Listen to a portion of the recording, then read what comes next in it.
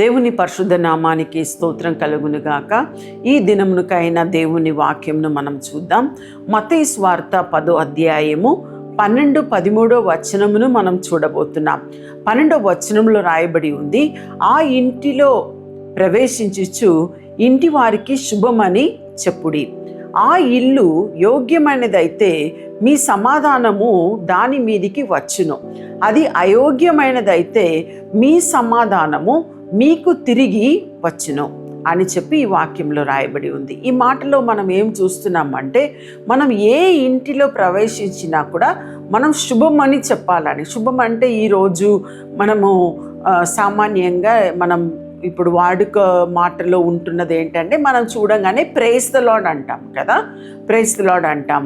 అంటే పాత దినాల్లో ఒకవేళ తెలుగులో చెప్పాలంటే శుభము అని చెప్తారు. అంటే మంచిది మీకు జరగాలి అని మనం చెప్తాము.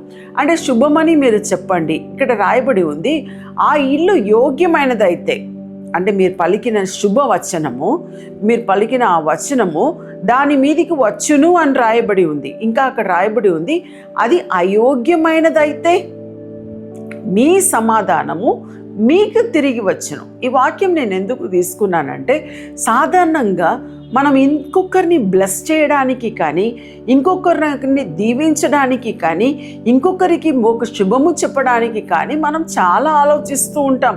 అయ్యో వారికి ఎందుకు మనం చెప్పాలి, వాళ్ళని ఎందుకు మనం దీవించాలి అని చెప్పి సనుగుతూ ఉంటాం చాలా వరకు. కానీ దీనిలో ఒక మేలు ఉంది అనేది మనం మర్చిపోకూడదు. ఇక్కడ ఏమని రాయబడి ఉంది, మీరు ఎవరికైనా ఏం చెప్పాలంటే మీరు శుభము అని చెప్పండి, లేకపోతే వారిని దీవించండి. అలా దీవించినప్పుడు ఆ దీవెనకు కానీ, ఆ సమాధానానికి కానీ, ఆ శుభమునకు కానీ వారి యోగ్యులుగా ఉంటే అది వాళ్ళకు వర్ధిల్లుతుంది.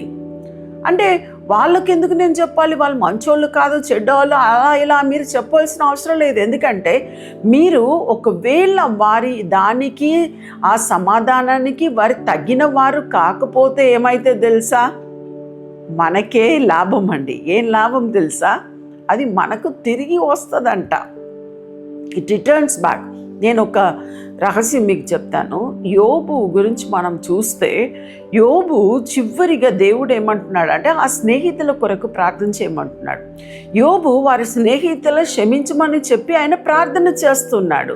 ఇప్పుడు మనము చూస్తే దాని తర్వాత యోబును దేవుడు ఎంత పోగొట్టుకున్నాడో అంతకన్నా 2 అంతలు యోబును ఆశీర్వదించాడని రాయబడి ఉంది. ఎక్కడ కూడా ఆ స్నేహితులను దేవుడు 2 అంతలుగా ఆశీర్వదించాడని అక్కడ రాయబడలే. అంటే అర్థం ఏమిటి, ఆ యోబును తిట్టిపోశాడు, అందరూ అన్నీ చేశారు. వారు దీవించబడ్డారో లేదో మనకు తెలియదు, కానీ దేవుడైతే యోబును మరలా 2 అంతలుగా దీవించాడు అని మనం చూస్తున్నాం. సో మీకు దీవెన కావాలంటే bless others, say peace to them. వారికి సమాధానంను పలకండి, వారిని ఆశీర్వదించండి, వారిని దీవించండి.